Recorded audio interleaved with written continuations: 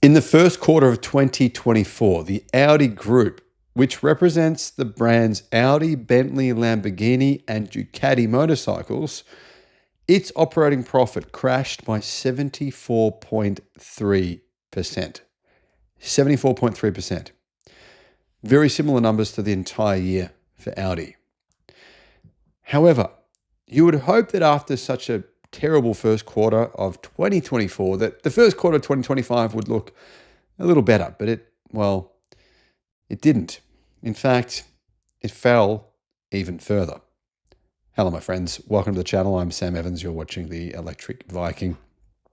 Audi has made significantly less profit in the first quarter of this year than they did in the first quarter of last year, which is kind of horrifying, really, when you think about it. I mean, 74% drop in profit. You think there's nowhere else to go. We're already at the floor, and then profit falls even further. In fact, profit fell a further 14.4% from last year's absolutely shocking figures.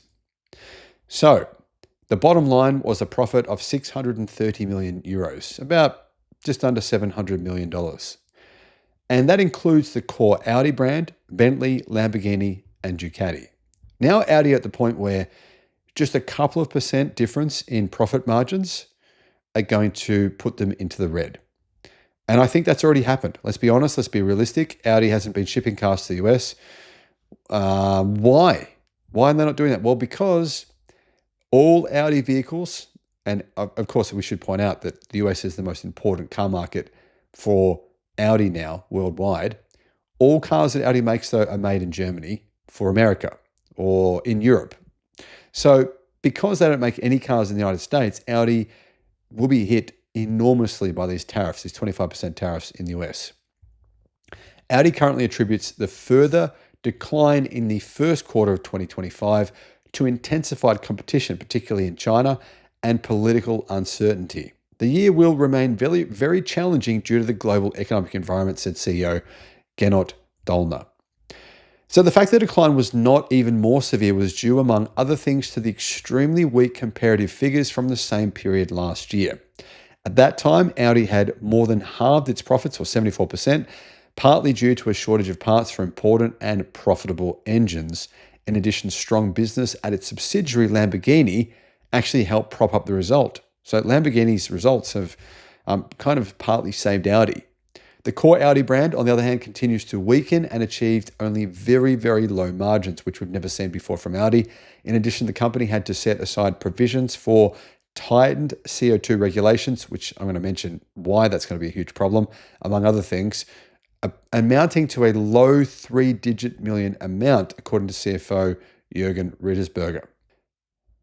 Now, the CEO says he included massive job cuts in this. Basically, what will hopefully save Audi is massive job cuts. And in March, Audi announced that it would eliminate 7,500 jobs in Germany by 2029, reducing employee profit sharing as well for several years. Job cuts are going to begin now, as in immediately. It's happening right now in Europe. Or right now, I should say, particularly in Germany. Why in Germany? Why are they targeting Germany and not other European countries? Well, because people are expensive in Germany. Jobs are expensive in Germany. This comes on the back of some pretty disappointing results, particularly for the Volkswagen brand as well, plus for Mercedes-Benz, and shocking results for Porsche in the first quarter of this year. Now, Audi made some comments which I think are really weird. They said this: we will keep our full-year guidance with the caveat that any impact from US tariffs is not included. Any impact from US tariffs is not included. What's the point of a full-year guidance if you're not going to include this enormous situation? I don't understand this. Anyhow, quarterly revenue was 15.43 billion. So quarterly revenue actually went up, but profits continued to go down. And the company expects that full-year revenue will be between 67.5 billion and 72.5 billion euros, which is growth. However, they believe profit operating margins will be 7 to 9%, excluding the effect of Trump's tariffs. And I mean, that could potentially put them into the red. We really don't know at this point. Because it's not just, realistically, it's not just Audi being affected by Trump's tariffs. It's also Lamborghini and Bentley as well. Financial implications of import tariffs, particularly in the United States, cannot be conclusively assessed, said Audi, adding that implications of a March agreement between Audi's management and the Works Council were also not yet taken account into the guidance. So Audi's not taking account the fact that they're going to try and fire thousands of people, or the fact that they're facing all these tariffs on all the brands under the umbrella. They're ignoring that as part of their full year guidance. In other words, their full year guidance is worth absolutely nothing. Audi has no factories in the US, and they've confirmed they would decide whether this year they should set up a factory, but that would take them a couple of years to get going and to start getting cars out of that production facility. Obviously, it's not going to happen overnight. Here's the other thing. Audi is saying this could include the production of EVs. But here's the thing for Audi. Even though the company delivered 3.4% fewer vehicles globally in the first quarter compared to the first quarter of last year, unit sales of its electric cars actually increased by 30.1%. In North America, excluding Mexico, Audi's deliveries fell, though, by 2.1% to 48,600. But that was before the moratorium on Audi vehicles because of the tariffs. So obviously the numbers are going to be very different in the second quarter.